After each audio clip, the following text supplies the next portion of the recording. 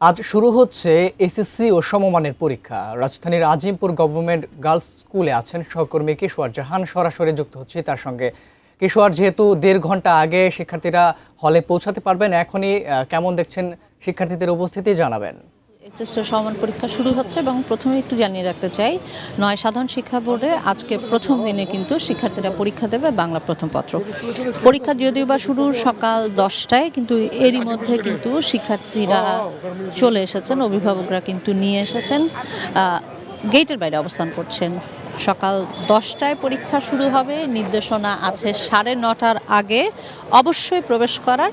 তবে যানজট নিরসন এবং সব মিলিয়ে আসলে নতুন যে নির্দেশনাটি মন্ত্রণালয় থেকে দেওয়া হয়েছিল সেটি ছিল সকাল 8:30টার পর থেকে পরীক্ষার্থীরা কিন্তু কেন্দ্রে প্রবেশ করতে পারবেন। কেন্দ্রের যেই এলাকা তার ভেতরে আসলে ঢুকে যেতে পারবেন। এখন আসলে 8:30 বেজে আসেনি, যে কারণে গেট এখনও খোলা হয়নি শিক্ষার্থীদের জন্য।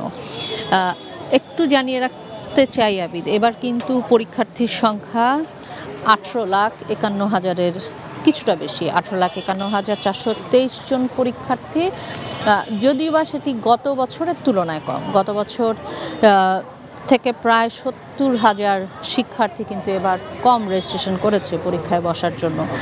আর আজকে যেহেতু বাংলা প্রথম পত্র পরীক্ষা ৯ সাধারণ শিক্ষা বোর্ডে এবং বাকি আরও যে দুটি বোর্ড আছে, মাদ্রাসা এবং কারিগরি, সেখানে কিন্তু আসলে দুটি ভিন্ন বিষয়। কারণ মাদ্রাসা বোর্ডের প্রথম পরীক্ষাটি ওনারা বসবেন, কোরআন মাজিদ তাজবিদ যে পরীক্ষাটি ওনারা নেন সেটি, এবং কারিগরি বোর্ডে বাংলা ২ প্রথম দিনে।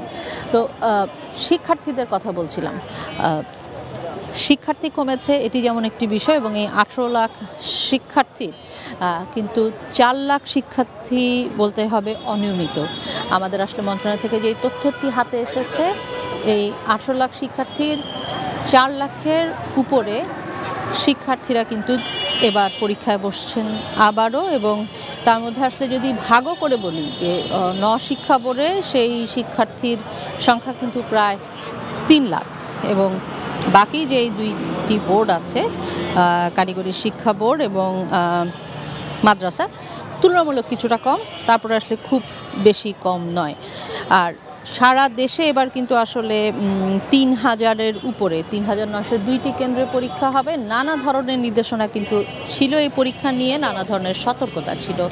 একটি বিষয় বারবার উঠে এসেছে, বিগত সময়ে আসলে শিক্ষার্থীরা এবং অভিভাবকরা এবং একই সঙ্গে আসলে শিক্ষা সংশ্লিষ্ট বিভাগগুলো, যেটিতে সবচেয়ে বেশি প্রশ্নবিদ্ধ হয়ে এসেছে নকল। সেই প্রশ্নপত্র ফাঁস কিংবা নকলের বিষয়টি আসলে এবার বেশ শক্তভাবে নিয়ন্ত্রণের কিন্তু চেষ্টা করা হচ্ছে, শুরু থেকেই বলছে মন্ত্রণালয়, যে কারণে প্রশ্নপত্রের যেখানে রাখা হচ্ছে সেখান থেকে আসলে বিতরণের আগ পর্যন্ত একটু কড়া মনিটরিংয়ের মধ্যে আসলে রাখা হয়েছে, সেটি আমাদের মন্ত্রণালয় থেকে বারবার বলা হয়েছে। এবং একই সঙ্গে আরেকটি বিষয় যেটি মন্ত্রী জানিয়েছিলেন, সিসি ক্যামেরার আওতাভুক্ত করা প্রতিটি প্রতিষ্ঠান।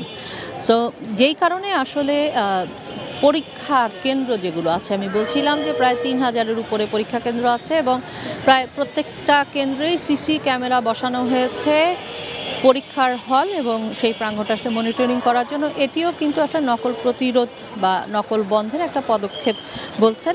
বরাবর যেটা হয় যে পরীক্ষা শেষ হওয়ার 60 দিনের ভিতরে আসলে রেজাল্ট দেওয়ার একটি বিষয় থাকে, সেটিও কিন্তু গতকাল সংবাদ সম্মেলনে শিক্ষামন্ত্রী আসলে পরিষ্কার করেছেন, ওরা এবার 60 দিনের আগে চেষ্টা করবেন এই রেজাল্টটি দেওয়ার। এবং এই ম্যাট্রিক পরীক্ষার সময় 2 বছর পড়ার পরে আসলে যেই সময়টি আসলে নষ্ট হয়, সেটি আসলে নির্দিষ্ট সময়ের মধ্যে আনা যায় কিনা, ডিসেম্বরের মধ্যে পরীক্ষা আনা যায় কিনা, সেরকমও কিন্তু একটা পরিকল্পনার কথা বলা হচ্ছে। যদিও বা বিগত সময়ে আমরা ফেব্রুয়ারি এবং এপ্রিল এসএসসি এবং এইচএসসি এই সময়টি এক ধরনের ধারাবাহিকতা তৈরি হয়েছিল কোভিডকালে, যেটি আসলে ব্যত্যয় ঘটেছে, এবং তার পরবর্তী সময়ে এটিকে আসলে আর ট্র্যাকে ফেরানো যায়নি, এটি একটি বিষয়।